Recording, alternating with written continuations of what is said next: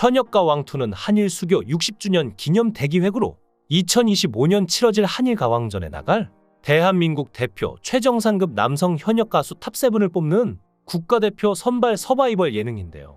시즌1도 엄청난 인기를 끌었죠. 그리고 시즌1의 인기에 힘입어 시즌2까지 이어진 것인데요. 여기에 대한민국을 대표하는 실력과 인기를 자랑하는 애녹과 나태주가 출연했습니다. 앞서 다양한 분야에서 실력을 쌓으며 트롯계에서도 남다른 존재감을 입증한 애녹은 현역가 왕투를 통해 자신의 실력을 여과 없이 뽐냈다고 하는데요. 애녹에게는 누구도 넘볼 수 없는 강력한 무기가 있는데 뮤지컬 무대에 이어 트로트계까지 접수한 뮤트롯 창시자로서의 매력이 바로 무기죠. 애녹은 뮤지컬계에서 이미 잔뼈가 굵은 배우인데요.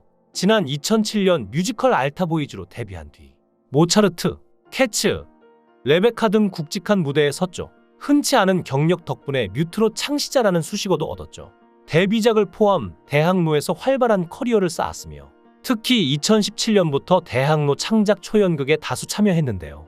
18세기 배경 정통 사극에서부터 1920세기 유럽 일제강점기 2010년대 배경 현대극 및 인의 존재에 이르기까지 끊임없이 새로운 모습에 도전하며 분류가 어려울 만큼 다채로운 캐릭터들을 선보였죠. 또 무대에서의 순발력이나 센스가 굉장히 뛰어났는데요. 분위기를 환기시키는 소소한 웃음 포인트를 잘 살리며 대배우에 맞춰 준비를 철저히 하는 까닭에 매일매일 다른 애드립을 구상해와서 여러 번 관람을 하는 관객들도 지루하지 않게 했는데요. 애녹은 뮤지컬 배우로서의 경험을 트로트 무대에 녹여내 신선한 매력을 보여준 것이 팬들을 매료시킨 비결이 아닐까라고 조심스럽게 짐작했습니다. 그리고 실제로 애녹은 뮤지컬 배우로 활동하며 주변인들의 증언에서 트로트를 좋아한다는 말이 여러 번 나올 정도로 트로트의 진심이었는데요. 2019년 무대 인사에서 강지혜 배우가 분장실에서 트로트 틀어놓고 춤추던 오빠의 모습을 기억하겠습니다 라고 폭로한 적이 있으며 2022년 최수진 배우 역시 대기실에서 트로트 엄청 불러요 라고 했죠. 트로트 오디션에 나갈 예정이냐는 질문에 아니라고 수습하면서도 생각을 해봐야 하나 라고 중얼거린 모습이 방송을 탔는데 2달 뒤 정말로 불타는 트롯맨 출연 소식이 전해지며 모두가 충격을 받았는데요. 애녹이 빠진 트로트의 매력에 빠지게 된 이유는 바로 공감에 있습니다. 많은 사람들이 트로트를 얘기할 때 지금 본인의 삶과 맞닿아 있는 부분들을 이야기하는데 그런 의미에서 애녹은 트로트는 삶과 가장 밀접한 음악이 아닐까라는 생각을 한다는데요. 그렇게 지난 MBN 트로트 오디션 프로그램 불타는 트롯맨에서 무려 탑7에 오르며 트로트 팬들의 마음까지 사로잡은 건데요. 사실 불타는 트롯맨 출연 당시 주변에 반대도 많았는데 이미 뮤지컬 배우로서 어느 정도 자리를 잡았기에 괜히 트로트 장르를 시도했다가 자리 잡은 뮤지컬마저 못하게 되면 어떡하냐는 걱정 섞인 우려들이었습니다. 하지만 애녹은 부모님께 좋은 선물이 되면 좋겠다는 생각으로 트로트에 도전하게 된 것인데요. 또한 트로트 무대를 하는 자신에게도 굉장히 새로운 자극이 됐으면 좋겠다는 생각으로 한 도전이었죠. 당시에는 며칠을 하겠다는 특별한 목표를 갖고 한 건 아니었는데요. 부모님께 효도하고 좋은 자극제를 얻기 위해서 출연한 오디션이었지만 무려 탑7에 들며 새로운 팬까지 얻은 2마리 토끼를 다 잡은 결과가 났는데요. 부모님에게 좋은 선물이 되면 좋겠다는 생각은 현실이 되어 TV에서 노래하는 모습을 보고 난 뒤에 잘했다고 부모님께서 칭찬까지 해주셨다고 합니다. 그리고 이런 애녹을 응원하는 팬분들은 애녹을 응원하기 위해 서울을 비롯한 부산, 광주, 전남 등 전국 방방곡곡에 애녹을 응원하는 광고를 진행한다는데요. 울 광화문 주요 건물 전광판을 시작으로 지하철 54개 역, 전국 편의점 매장, 부산 서면, 백화점 등 팬덤의 규모를 짐작할 수 있는 엄청난 광고 응원을 보여준다고 합니다. 또 현역가 왕2에서 엄청난 기대를 받고 있는 출연자는 애녹뿐만이 아닌데요. 나태주는 대한민국의 태권도 선수이자 배우 겸 가수인데요. 2010년 영화 히어로로 연기 데뷔하여 액션 배우로 활동하다 2019년부터 본격적인 가수 활동을 시작하였죠. 사실 나태주가 태권도를 시작하게 된 건 너무 산만하기 때문이었다고 하는데요. 너무 뛰어다니고 활발하다 보니까 진득하길 바라는 아빠의 마음이 담겨 9살 때 태권도장으로 갔습니다. 실제로 나태주의 아빠가 다양하게 종합 무술을 많이 했는데 아버지의 영향으로 태권도를 시작하게 된 것이었죠. 그러면서 초등학교, 중학교, 고등학교 학창시절 내내 태권도를 수련하며 선수 생활을 했는데요. 제대로 선수 생활을 시작한 건 중학교 3학년이었고 국가대표가 된 건 29살이었다고 하는데요.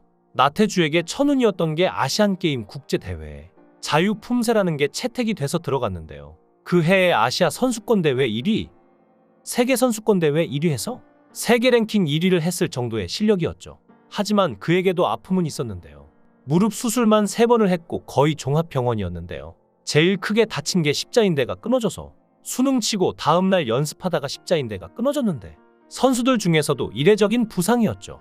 공연 연습 도중에 공중에서 2바퀴 반 돌고 떨어지는 게 있었는데 공중에서 회전이 2바퀴 반 정도 돌아가려면 힘이 많이 들어가는데 그 힘이 안 죽고 착지할 때까지 남아있어서 무릎이 돌아간 거였죠. 발바닥이 고정돼 있는 상태에서 돌아갔으니 정말 심각한 부상인데요. 그런 나태주가 현역가 왕투에 등장한 건데요. 현재 많은 분들은 우증자로 김중현과 신유를 언급하는데요.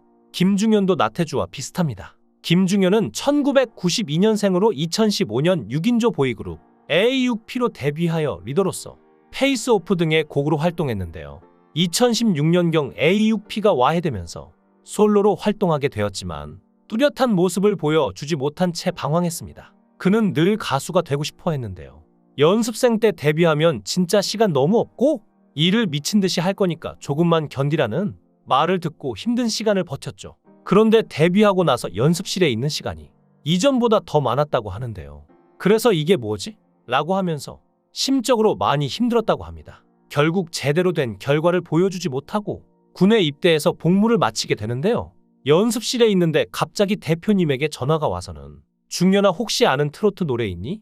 라고 대뜸 말했다고 합니다. 그러면서 남행열차는 안다고 말하며 노래하는 영상을 찍어보냈다고 하는데요. 그게 알고 보니 미스터트롯의 지원 영상이었습니다. 반면 신유는 노련한 프로이죠. 그런데 그가 참여하는 것만으로도 현역가왕 시즌2의 공정성 논란이 불거졌는데요.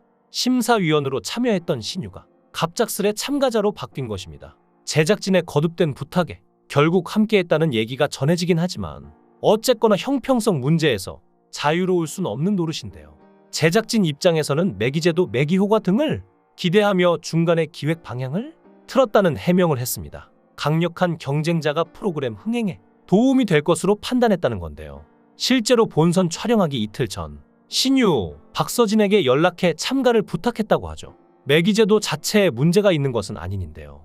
솔로지옥, 하트시그널 등 각종 연애 프로그램에서 충분히 볼 수 있는 시스템이죠.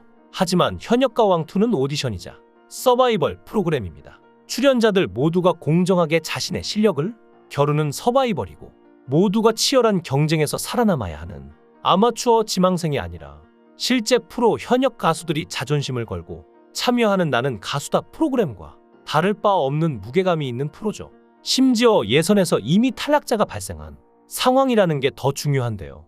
경쟁 속에서 탈락한 출연진들이 있음에도 새로운 참가자가 예선 통과도 없이 본선에 직행했다는 점은 충분히 문제의 소지가 있는 부분입니다. 형평성이 프로그램의 존폐를 결정할 만큼 중요한데 이 원칙을 어겼다는 지적이 나올 수밖에 없는 대목이라고 할 수 있습니다. 과연 이번 현역가왕 시즌2 2화에서 어떤 모습을 보여줄지 주목되는데요.